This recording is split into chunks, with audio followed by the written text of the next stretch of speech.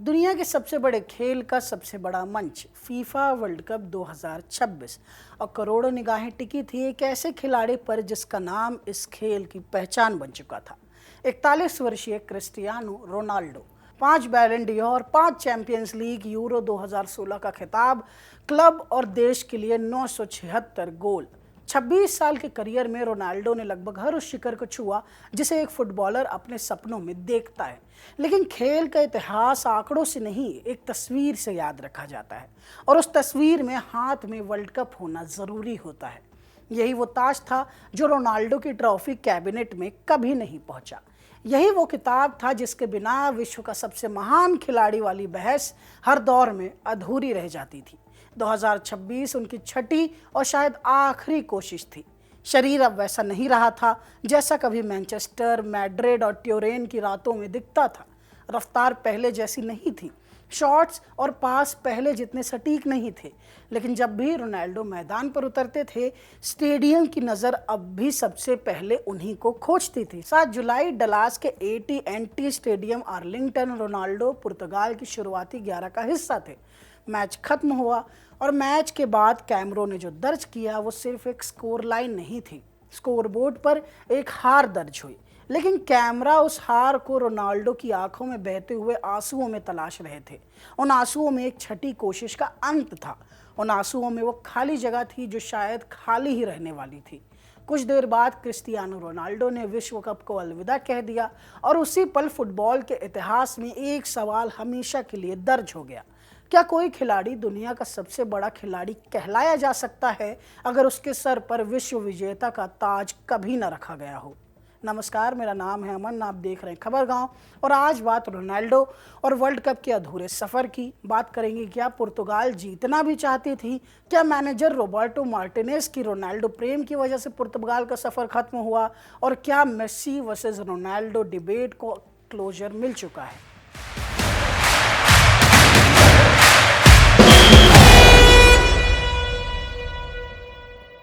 Spain और पुर्तगाल का यह मुकाबला शुरुआत से ही कड़ा था। दोनों टीमें कोई बड़ी गलती नहीं करना चाहती थी।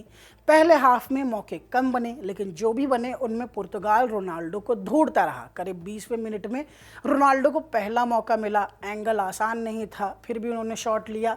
गेंद गोल की तरफ गई, लेकिन स्पेन के गोलकीपर यूनाई साइमोन ने उसे बाहर धकेल दिया। पहले 45 मिनट तक दोनों टीमें गोल नहीं कर सकी। दूसरे हाफ में रोनाल्डो को एक फ्री किक मिली, मगर फिर भी वो उस फ्री किक को भुना नहीं पाए। इस बार गेंद दीवार के ऊपर से तो निकली, लेकिन गोल के ऊपर से भी चली गई। इसके बाद न्यूनो मेंडेस और जोआ फेलिक्स ने कई बार रोनाल्डो को गेंद पहुंचाने की कोशिश की। एक क्रॉस पर रोनाल्डो पूरी तरह नहीं पहुंच पाए। उन्होंने पैर तो लगाया, लेकिन शॉट में ना ताकत ना खतरा। पूरे 90 मिनट में रोनाल्डो ने सिर्फ 19 बार गेंद को छुआ। उनके नाम 3 शॉट रहे, 1 चांस क्रिएटेड रहा। यह आंकड़ा उस खिलाड़ी का था जिसका नाम इंटरनेशनल फुटबॉल में सबसे ज़्यादा गोल दर्ज है। मैच अब एक्स्ट्रा टाइम की तरफ बढ़ता जा रहा था, लेकिन 91वें मिनट में स्पेन के 2 सब्स्टिट्यूट्स ने सब कुछ बदल दिया। फरान टोरेस ने एक पास दिया, माइकल मेरोनो ने उसे कंट्रोल किया और लोग शॉट से गेंद गोल में डाल दी। डियोगो कोस्टा, पुर्तगाल के गोलकीपर, उसे रोक नहीं सके। स्कोरबोर्ड पर सिर्फ एक गोल जुड़ा, स्पेन 1 पुर्तगाल 0, और उसी गोल के साथ रोनाल्डो के छठे और आखिरी वर्ल्ड कप का सफर भी खत्म हो गया। मैच खत्म होने के बाद पुर्तगाल की हार की सबसे ज़्यादा जिम्मेदारी अगर किसी के सर डाली गई तो वो थे रोबर्टो मार्टिनेज, कोच, टीम के मैनेजर और कोच। सोशल मीडिया से लेकर फुटबॉल पंडितों तक सवाल सिर्फ एक था, पुर्तगाल ने ये मैच मैदान पर हारा या टच लाइन पर?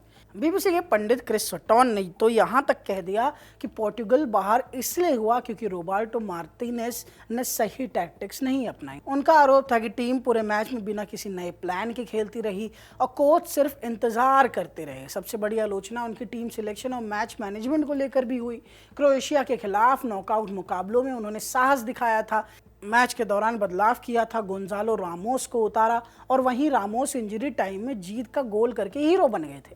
लेकिन पूरे स्पेन के खिलाफ वही रामोस पूरे मैच बेंच पर बैठे रहे। फ्रांसिस्का ट्रिकानो जैसे अटैकिंग विकल्प भी इस्तेमाल नहीं किए गए। आलोचकों का कहना था कि जब टीम को नई ऊर्जा और नई आइडिया की जरूरत थी तब मार्टिनेज ने बहुत देर तक इंतजार किया। एक और सवाल उठा उनकी सोच को लेकर। फुटबॉल एक्सपर्ट्स का मानना था कि पुर्तगाल के पास ब्रूनो फर्नांडिस, वितिया, जोआन नेवेस जैसे मिडफील्ड मिडफील्डर थे, फिर भी टीम ने ज़्यादातर खेल सुरक्षित पास और विंग से क्रॉस पर ही टिकाए रखा। मैच के दौरान ऐसा कोई बड़ा अटैकिंग बदलाव नहीं दिखा जिससे स्पेन की डिफेंस पर नया दबाव बनता। दूसरी ओर स्पेन ने अपने सब्स्टिट्यूट्स के जरिए मैच का रुख ही बदल दिया। हार के कुछ घंटों बाद मार्टिनेज ने भी अपना फैसला सुना दिया। उन्होंने कहा, मैं पुर्तगाल इसलिए आया था कि वर्ल्ड कप जीत सकूं। जब वो नहीं कर पाया तो आगे बने रहने का कोई मतलब नहीं। मेरा कॉन्ट्रैक्ट आज खत्म हो गया। एक हार ने पुर्तगाल को सिर्फ वर्ल्ड कप से बाहर नहीं किया, उसने रोबर्टो मार्टिनेज के कार्यकाल का भी अंत कर दिया। अगर क्रिस्टियानो रोनाल्डो के करियर में कोई एक सपना हमेशा अधूरा रहेगा तो वो फीफा का रहेगा। साल 2006 में 21 साल का एक लड़का पहली बार इस मंच पर उतरा था। 20 साल बाद 2026 में वही लड़का अपने छठे और आखिरी वर्ल्ड कप से विदा ले रहा था। इन 20 वर्षों में बहुत कुछ बदला, साथ ही खिलाड़ी बदले, कोच बदले, पीढ़ियां बदल गई, लेकिन एक चीज़ नहीं बदली, रोनाल्डो का वर्ल्ड कप जीतने का सपना। अपने वर्ल्ड कप करियर में उन्होंने 27 मैच खेले, 11 गोल दागे और 2 असिस्ट किए। वो वर्ल्ड कप इतिहास के पहले खिलाड़ी बने जिन्होंने लगातार 6 अलग अलग वर्ल्ड कप में गोल किया। इसी सफर में उन्होंने यूसेबियो को छोड़ते हुए पुर्तगाल के लिए वर्ल्ड कप में सबसे ज़्यादा गोल करने वाले खिलाड़ी का रिकॉर्ड भी अपने नाम किया। लेकिन वर्ल्ड कप की कहानी सिर्फ रिकॉर्ड से नहीं लिखी जाती। उनके 11 गोल में सिर्फ एक गोल नॉकआउट मुकाबलों में आया, वो भी इस साल क्रोएशिया के खिलाफ पेनल्टी से। उनके पूरे वर्ल्ड कप करियर का सबसे बड़ा सफर आज भी 2006 ही रहा, जब युवा रोनाल्डो की पुर्तगाल सेमीफाइनल तक पहुंची थी और आखिर में चौथे स्थान पर रही थी। इसके बाद 2010, 2014, 2018, 2022, 2026 हर बार सफर बीच में ही रुक गया।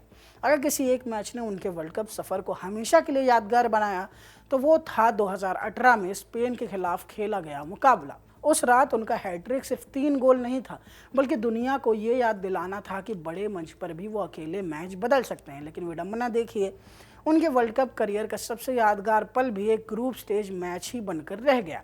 यही शायद रोनाल्डो के वर्ल्ड कप सफर का सबसे बड़ा विरोधाभास था। जिस खिलाड़ी ने क्लब फुटबॉल में लगभग हर बड़ा खिताब जीता, उसे चैंपियंस लीग को अपनी पहचान बनाई, जिसने यूरोपियन फुटबॉल का चेहरा बदल दिया, वही खिलाड़ी दुनिया के सबसे बड़े मंच पर कभी अपनी बड़ी कहानी नहीं लिख पाया। करीब 1.5 दशक तक फुटबॉल की सबसे बड़ी बहस सिर्फ एक थी, मेसी या रोनाल्डो। दोनों ने लगभग हर रिकॉर्ड तोड़ा, दोनों ने बैलन डी'ओर जीते, दोनों ने यूरोप के सबसे बड़े क्लबों के लिए इतिहास लिखे, दोनों ने करोड़ों लोगों को अपने अपने पक्ष में बांट दिया। लेकिन इस बहस में हमेशा एक ताज सबसे ऊपर रखा गया, फीफा वर्ल्ड कप। 2022 में लियोनेल मेसी ने अर्जेंटीना को विश्व विजेता बनाया। उन्होंने फाइनल में 2 गोल किए, पूरे टूर्नामेंट में 7 गोल किए और गोल्डन बॉल भी जीती। 2023 में भी उन्होंने अर्जेंटीना को आगे बढ़ाने में अहम भूमिका निभाई और वर्ल्ड कप इतिहास के सबसे ज़्यादा गोल करने वाले खिलाड़ी बन गए। दूसरी तरफ रोनाल्डो का सफ़र यहीं ख़त्म हो गया। यही वजह है कि इस हार के बाद सोशल मीडिया पर लाखों लोगों ने लिखा कि गोट डिबेट भी खत्म हो चुकी है। लेकिन क्या किसी खिलाड़ी की महानता सिर्फ एक ट्रॉफी तय करती है? अगर ऐसा होता तो Johan Cruyff, Alfredo Di Stefano, Ferenc Puskas और यूसेबियो जैसे नाम शायद कभी महान खिलाड़ियों की सूचियों में ना होते। हालांकि एक दूसरा पहलू ये भी है कि रोनाल्डो और मेसी से पहले हुए 2 ग्रेट्स, 2 सबसे बड़े खिलाड़ी मैराडोना और पेले, दोनों ने वर्ल्ड कप जीते हैं, दोनों वर्ल्ड कप विजेता है और यही उनकी सबसे बड़ी लेगेसी भी है।